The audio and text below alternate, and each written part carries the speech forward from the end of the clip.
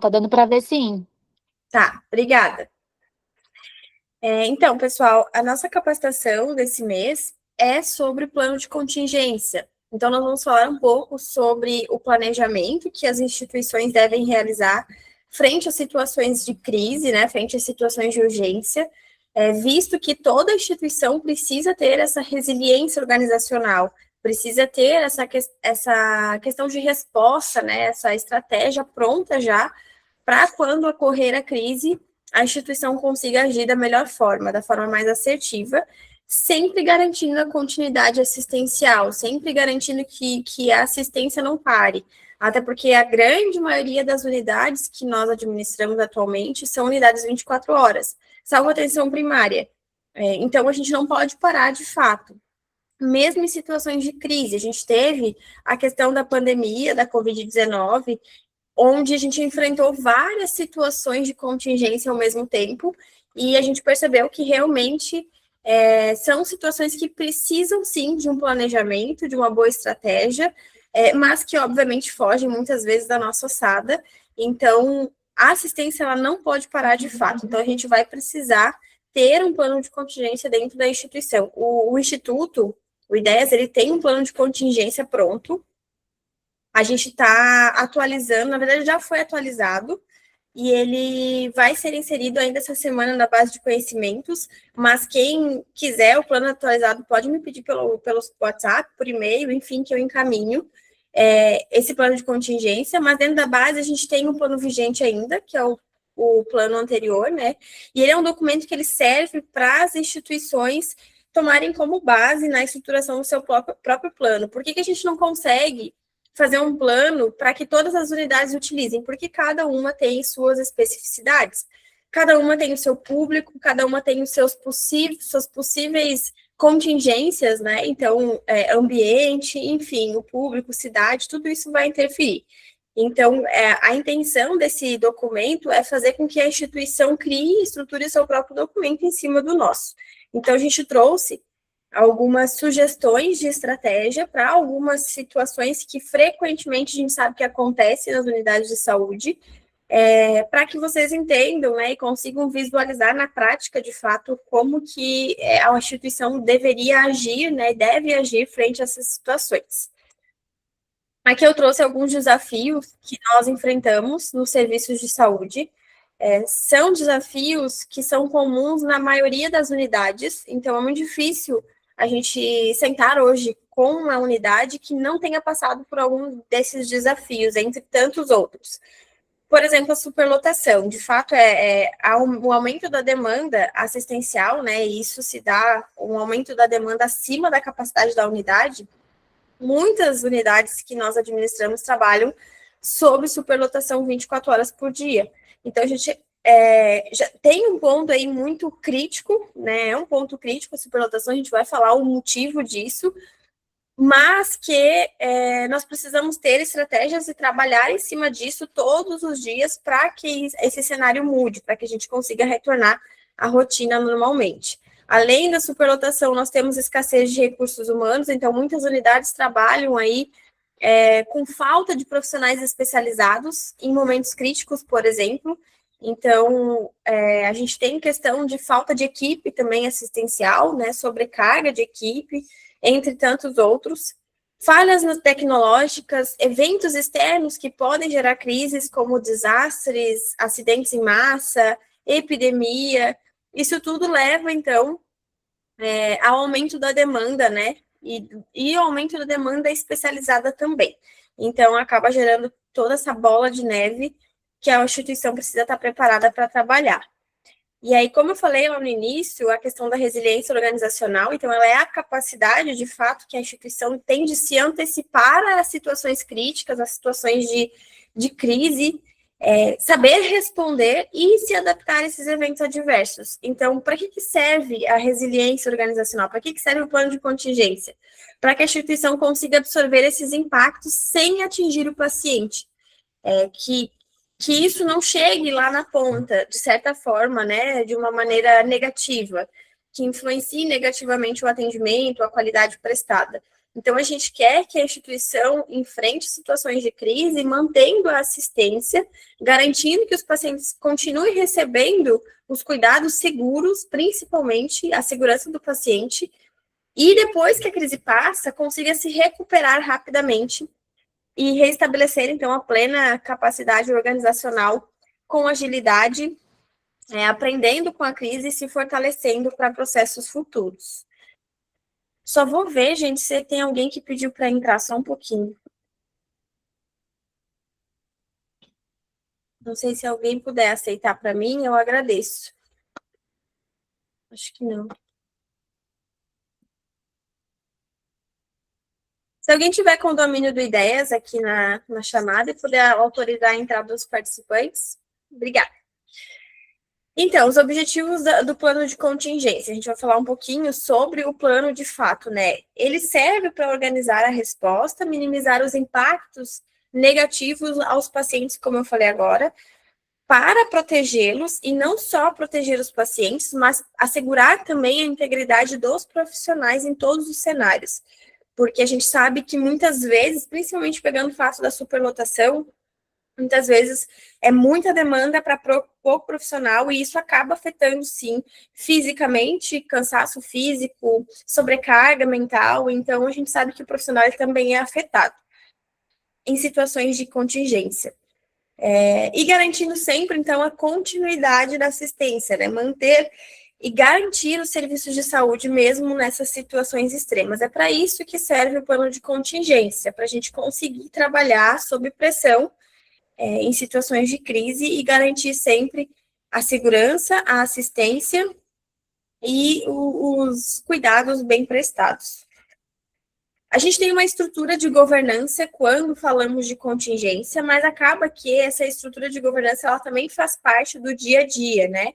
Quando a gente está nos atendimentos rotineiros. Então, querendo ou não, é uma estrutura já pré-estabelecida das unidades, mas quando acontecem situações de crise, essa estrutura ela precisa estar bem firmada também, porque todas as decisões elas precisam ser ágeis, ou seja, rápidas, e coordenadas. Então, sempre vai vir a direção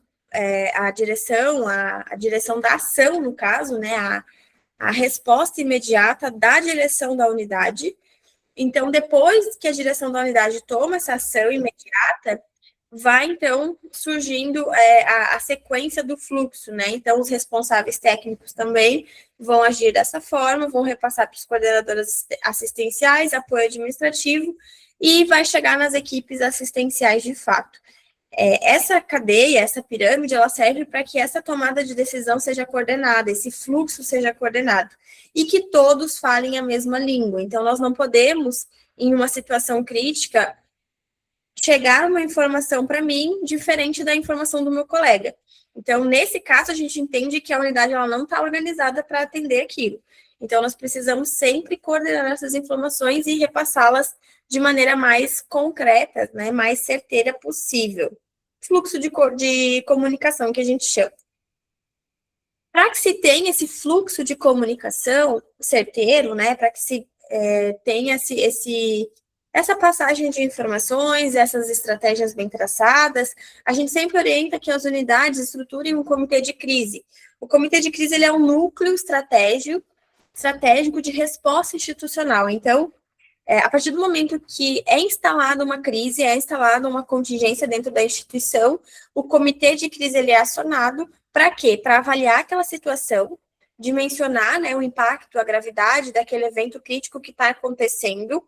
A partir dessa avaliação, ele vai definir estratégias para estabelecer as melhores respostas naquele momento, visto o cenário da instituição, vai coordenar as equipes, repassar as informações, né, mobilizar e direcionar essas equipes para o atendimento correto, garantindo a comunicação adequada. Então, foi o que a gente falou sempre, né, a questão da comunicação, do fluxo de comunicação correto, e vai acompanhar a evolução desse processo. Então, vai monitorar se aquelas respostas que foram traçadas estão realmente surtindo efeito positivo. Então, é interessante estruturar esse comitê dentro das unidades. A gente sabe que muitas unidades de alta complexidade Hospitais, por exemplo, já têm um comitê de crise instalado, mas unidades menores não têm.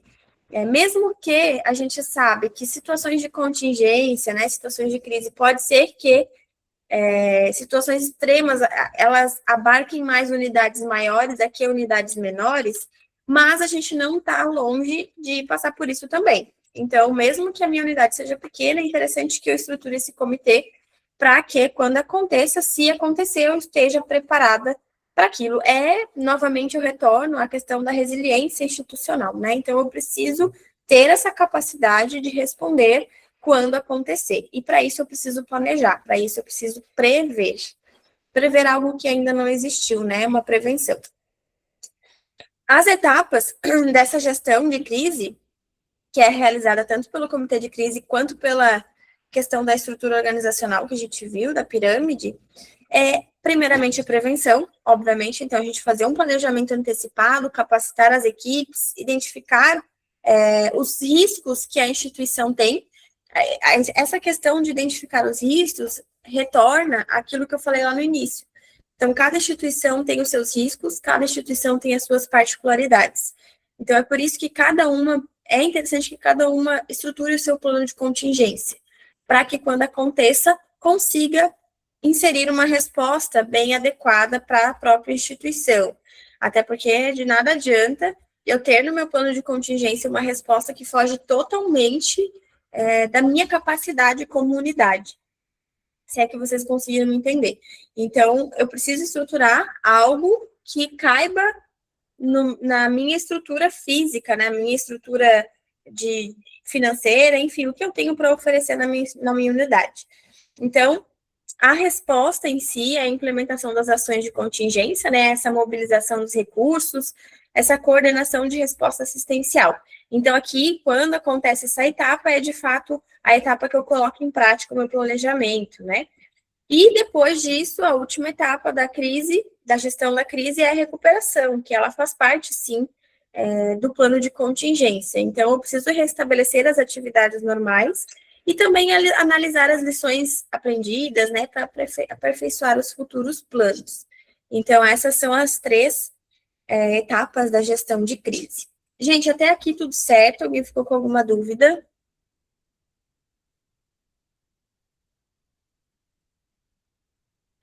Tudo certo. Tá bom, obrigada. Qualquer coisa vocês podem me interromper. Eu trouxe aqui algumas situações que podem exigir a contingência dentro da instituição, situações de crise. Eu acho que a maioria das unidades, eu acho que, na verdade, até agora, 100% que eu ministrei capacitação das unidades, elas me relataram que já passaram por pelo menos 5 das 6 situações que eu coloquei aqui. São situações muito comuns, muito rotineiras, e que, querendo ou não, a gente precisa, sim, ter estratégias rápidas para trabalhar em cima disso. Principalmente a primeira delas, que é a superlotação. Então, como eu falei antes, tem unidades que trabalham com essa questão da superlotação já rotineiramente, isso já virou rotina. Porque trabalhamos com SUS, então nós trabalhamos com alta demanda. Essa demanda de paciente acima da capacidade operacional da unidade, ela vai gerar, sim, problemas, e problemas que podem afetar o paciente, podem afetar a segurança do paciente. A gente vai ver mais à frente quando falar mais sobre superlotação. Além da superlotação, falhas nos equipamentos também é um problema muito comum, ou a falta de também, desabastecimento tanto de materiais quanto medicamentos, insumos, enfim, são estruturas primordiais, essenciais para o cuidado do paciente. Então, aqui a gente também tem situação que afeta a qualidade da assistência. Múltiplas vítimas, então eventos com grandes números de pacientes que necessitam de atendimento simultâneo, muitas vezes esses pacientes eles são graves, eu não tenho uma unidade de grande porte para receber, é claro que acidentes de múltiplas vítimas geralmente são encaminhados para unidades de grande porte, né? Não são encaminhados para pequena, né? Para média complexidade ou para baixa complexidade. São encaminhados para hospitais. Mas eu já presenciei situações que encaminharam, sim, múltiplas vítimas por meios próprios, não foi por veículo de locomoção, né, como o SAMU, por exemplo, mas foi por meios próprios, pelos próprios populares, para a unidade de média complexidade, para a UPA. Então, querendo ou não, se eu sou uma unidade pequena, eu preciso estar preparada para isso também. Falha de sistema também é um problema bem comum, e falta de água. Pode parecer simples, mas se eu não tenho água, eu não tenho higienização. E higienização vai afetar diretamente, porque a gente sabe que higienização das mãos é uma das metas de segurança do paciente. Então, eu preciso agir imediatamente para essa situação.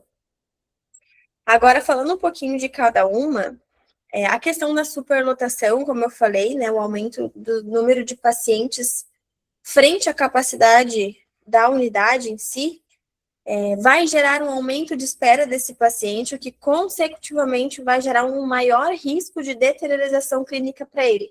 Porque por mais que o paciente não esteja grave naquele momento do primeiro atendimento, quanto mais ele espera, mais o diagnóstico pode ser transformado, né? Mais a situação do paciente pode ser agravada. Então, ele corre, sim, esse risco de deteriorização. Além disso, a questão de superlotação vai influenciar diretamente a sobrecarga das equipes, porque eu tenho uma quantidade X de capacidade da instituição, e eu tenho uma quantidade X de profissionais para atender essa capacidade. A partir do momento que eu aumento muito o número de pacientes, a minha equipe ela não aumenta junto.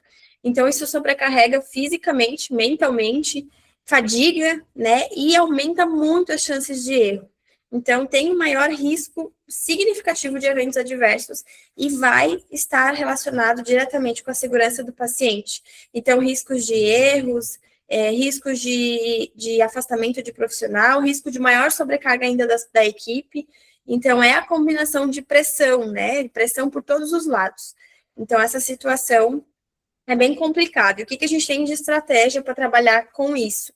A reorganização do fluxo assistencial é um ponto bem importante de ser trabalhado. Então, fazer essa revisão imediata dos circuitos, dos fluxos, né? Para onde esse paciente vai, o que ele precisa, para onde ele precisa ser encaminhado. Então, ter também uma equipe de gestão para realizar essa gestão ativa de permanência, que também é mais um ponto estratégico para trabalhar. Muitos pacientes não recebem alta porque não tem profissional para dar alta. Né? O paciente já está liberado, mas ele está ali ocupando leito por 1, 2, 3 dias, porque realmente essa alta vai se postergando em função dos profissionais atenderem outras demandas. Então, eu fazer esse monitoramento contínuo do tempo de permanência também auxilia bastante na questão da superlotação. Priorizar classificação de risco. Então, fazer o uso rigoroso dos protocolos de triagem para atender primeiro os casos de maior gravidade. Não falo aqui só em situações em pronto-socorro, em urgência e emergência, mas na questão como um todo mesmo. A gente sabe que precisamos trabalhar com classificação de risco, então, de fato, nós precisamos atender os pacientes que precisam de mais naquele momento, né, trabalhar com a equidade, mas também entender que quanto mais o paciente espera, mais ele pode agravar. Então, o quadro dele pode mudar totalmente a qualquer momento. A articulação com a rede de saúde também é muito importante. Então, fazer o acionamento de outro serviço, de rede, para fazer referência de paciente, contra-referência, encaminhamento, transferência. Então, tudo que tiver ao alcance em relação à articulação com a rede, é importante que a gente faça, é importante que a gente tente, pelo menos. Isso também é gestão ativa, isso também é reorganização do fluxo assistencial. Agora, falando um pouquinho sobre os eventos com múltiplas vítimas.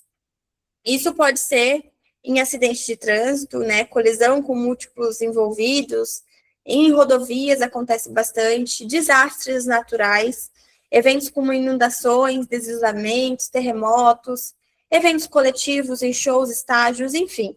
Qualquer evento, qualquer acidente que tenha muito paciente, muita vítima, para ser atendida ao mesmo tempo. Claro que, como eu falei antes, né, é uma situação que realmente são situações, são pacientes, são vítimas que vão ser encaminhadas geralmente para hospitais de alta complexidade, para unidades de alta complexidade, né, que consiga pelo menos dar esse suporte de uma forma melhor. Mas existe aquelas situações em que eu vou encaminhar para onde der, né? A situação da abrangência, né, da área da saúde, e quando eu não tenho realmente mais recurso, eu vou ter que encaminhar para onde eu tiver ali naquele momento. E se eu trabalho numa unidade pequena, baixa e média complexidade, eu também tenho que estar preparado. Então, existem 3 classificações desses incidentes com múltiplas vítimas. O nível 1, o 2 e o 3, logicamente, ele vai do menor para o maior. Então, o número 1 são incidentes simples, onde tem bastante paciente, mas a unidade ela suporta aquele número de paciente ao mesmo tempo. O nível 2 é mais moderado, então existe um maior volume de vítimas, exigindo atendimento imediato, e isso a instituição ela precisa se reorganizar de uma certa forma e talvez precise de recurso externo, mas não é 100%, né, que precise. Agora, o nível 3 já é 100%. São incidentes mais graves, onde eu tenho um grande número de vítimas, geralmente essas vítimas graves, que demanda, então, a ativação completa do plano de contingência. Então, eu preciso mobilizar totalmente a minha equipe da unidade e fazer essa articulação com a rede de saúde. É claro, gente, que incidente com múltiplas vítimas são vários, né? São várias possibilidades. Então, eu não tenho como traçar uma estratégia específica para o atendimento a múltiplas vítimas, porque vai depender da circunstância em que está acontecendo. Mas a gente tem um método que ele é muito utilizado internacionalmente, que é o método START. Ele serve como uma triagem rápida, ele é uma ferramenta, na verdade, de triagem rápida em massa. Então, eu classifico o meu paciente, na verdade, eu classifico esse grande número de pacientes priorizando os casos mais graves.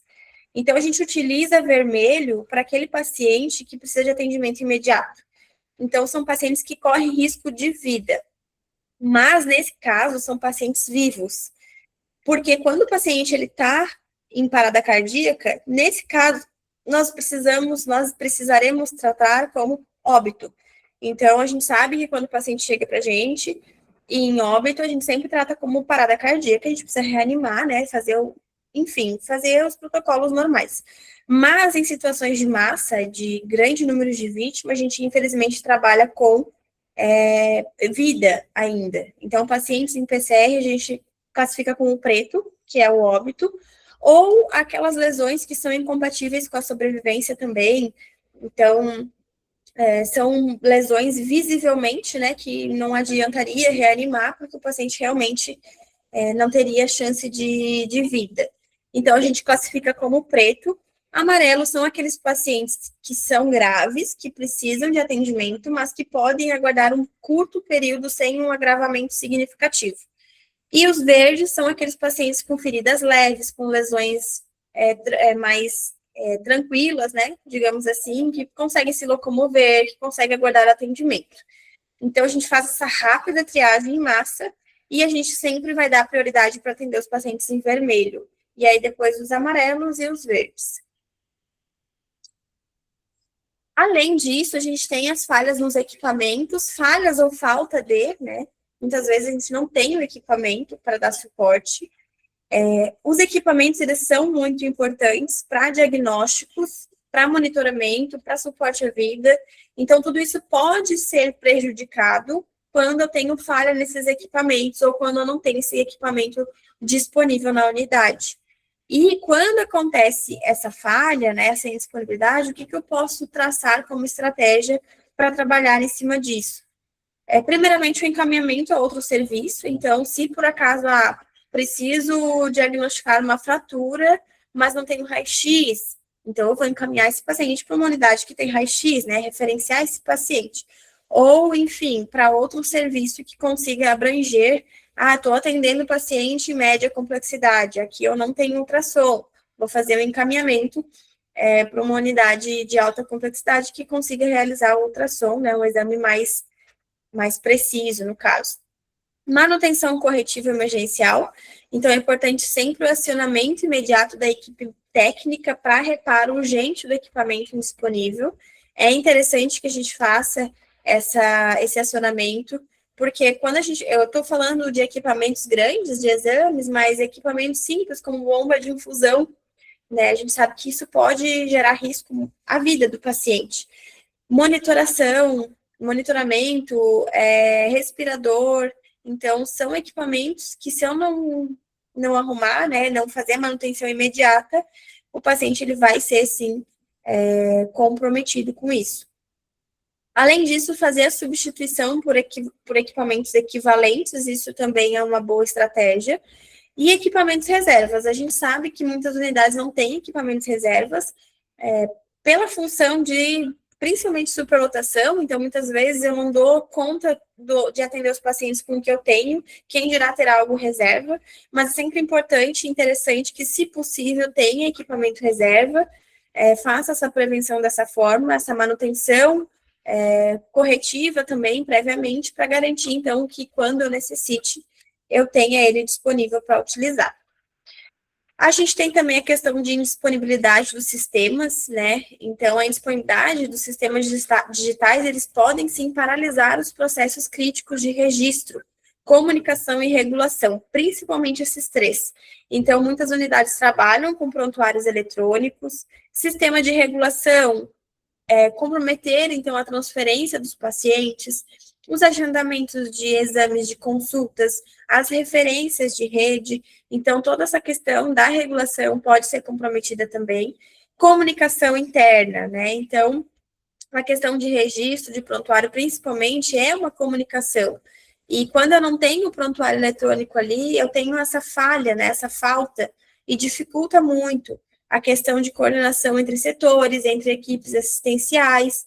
Então, eu preciso ter um jogo de cintura nesse momento para garantir a segurança do paciente.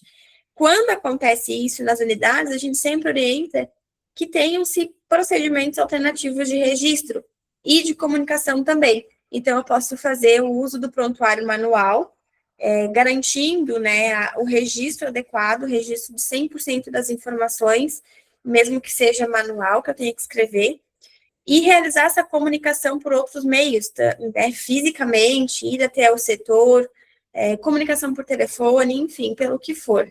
Então, é interessante a gente ter esse jogo de cintura sempre que tiver disponibilidade de sistemas. E fazer isso de uma maneira organizada, para que nada se perca, nenhuma informação acabe sendo esquecida nesse meio tempo.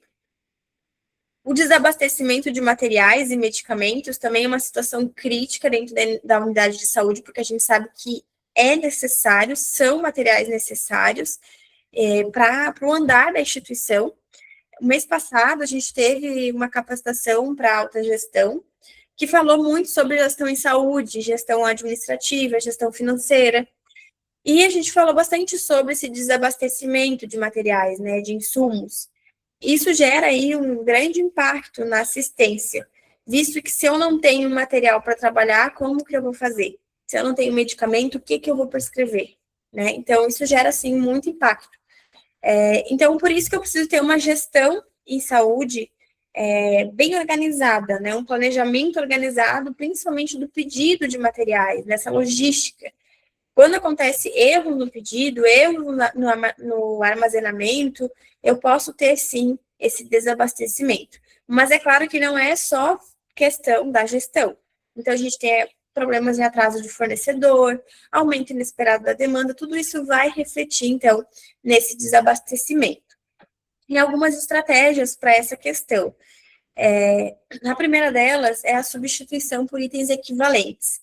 Eu não sei se todos aqui que estão nessa chamada, nessa nossa reunião, são da área da enfermagem, mas quem é da enfermagem vai reconhecer que nós da enfermagem somos famosos e conhecidos pelas gambiarras, né, que é o nome popular aí que a gente acabou aceitando para a substituição dos itens equivalentes. Então, a gambiarra da enfermagem, ela é uma ativação do plano de contingência, porque muitas vezes a gente não tem o material correto para trabalhar, né, porque realmente a instituição acabou que não houve esse fornecimento por algum motivo, e a gente precisou utilizar alguma coisa equivalente para aquilo. Então, essa é uma estratégia bem interessante, a gente considera como estratégia de contingência, sim, né? Utilizar medicamentos com eficácia terapêutica equivalente também, então, não tem um determinado antibiótico, mas eu posso usar esse outro, que tenha eficácia terapêutica parecida e que o paciente ele não vai ser prejudicado por isso. Então, é fazer essa substituição principalmente. Redistribuição entre as unidades, né? Então, remanejamento de estoque entre as unidades, entre os setores da mesma unidade, isso é bem interessante realizar também. Solicitação emergencial de reposição, então, acionamento dos fornecedores alternativos, e sempre fazer a comunicação para a gestão central, fazer essa notificação imediata para que a gestão consiga realizar algum tipo de ação para abastecer novamente. E para finalizar, eu trouxe mais alguns desafios e algumas respostas que o plano de contingência prevê. A falta de água, ela é um problema bem crítico dentro de uma unidade de saúde, porque isso vai comprometer muito a higienização das mãos, esterilização dos materiais, preparo dos medicamentos, conforto dos pacientes. Então, o fato de eu ministrar um medicamento para um paciente, administrar o medicamento via oral, por exemplo, eu preciso entregar, né? Preciso fornecer água para esse paciente, eu não vou ter. Então, de fato, a questão que vai refletir direto nos pacientes. E o que o plano prevê com isso? Reservatórios emergenciais e protocolos alternativos de higiene.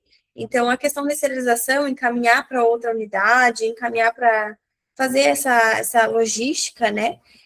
E higienização das mãos, usar o álcool 70, a gente sabe que não é o ideal, que a gente precisa, principalmente quando tiver sujidades nas mãos, né? Lavar com água e sabão, mas se eu não tenho, eu preciso de alguma estratégia para que eu consiga, para que consiga ser pelo menos o mínimo efetivo possível.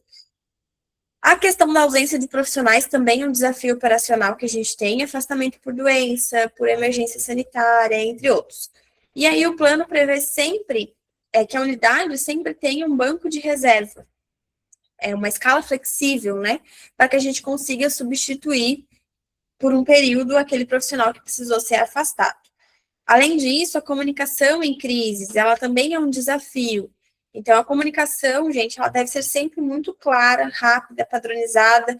Quando eu falo de crise, eu não estou me referindo só a essas situações que eu coloquei para vocês antes, mas em situações simples do dia a dia, né, em situações de urgência e emergência, em que o paciente venha piorar, ou um paciente agrave, e eu preciso de uma resposta rápida da equipe, a gente precisa de uma comunicação adequada. Se a gente não tem uma comunicação adequada em situações de urgência, vai virar realmente uma situação bem crítica, onde vai acontecer erros, porque se já acontece erro, tendo uma comunicação adequada, imagina se não tem. Então, vai acontecer erros, o paciente ele vai ser afetado, e não é isso que a gente quer. Então, é importante sempre falar claramente possível e repassar as informações da maneira adequada. A capacitação dos treinamentos sobre plano de contingência, sobre simulações, enfim, trazendo exemplos, não só sobre contingência, mas também sobre as situações de urgência do dia a dia, é muito importante que a unidade realize. Então, é claro que aqui vai mais para coordenador, né, para gerência, enfim, administrativo, que realize essas capacitações para a equipe, para que todo mundo entenda o que pode acontecer, entenda como responder e fale a mesma língua no momento de situação que precisa dessa resposta rápida institucional. Então, é muito importante a questão das capacitações também, melhoria contínua. Então, gente, era isso que eu gostaria de trazer para vocês, né, um pouco do que o plano prevê, de algumas situações que a gente tem aí, que podem colocar a unidade, né, o atendimento ao paciente em risco. Então, sempre a gente precisa ter em mente que o plano de contingência ele serve para a continuidade dos serviços em situações de crise, basicamente isso. Garantir sempre a segurança do paciente. Então, toda resposta, ela deve ser sistemática, ela deve ser clara e concisa. Então, todos precisam falar a mesma coisa ao mesmo tempo para garantir, então, que de nenhum lado o paciente seja afetado quando acontecer situações que fogem, né, da rotina, do dia a dia da instituição. E o plano de contingência, ele não é só um diferencial da unidade, ele é uma obrigação, ele é uma responsabilidade da unidade. Então, se a unidade não tem ainda, que seja estruturado a partir do nosso plano, que seja revisado periodicamente, que seja realizado treinamentos, porque a gente está aí à mercê de qualquer situação de risco, a qualquer momento. Então, a instituição precisa estar preparada para isso. Gente, alguém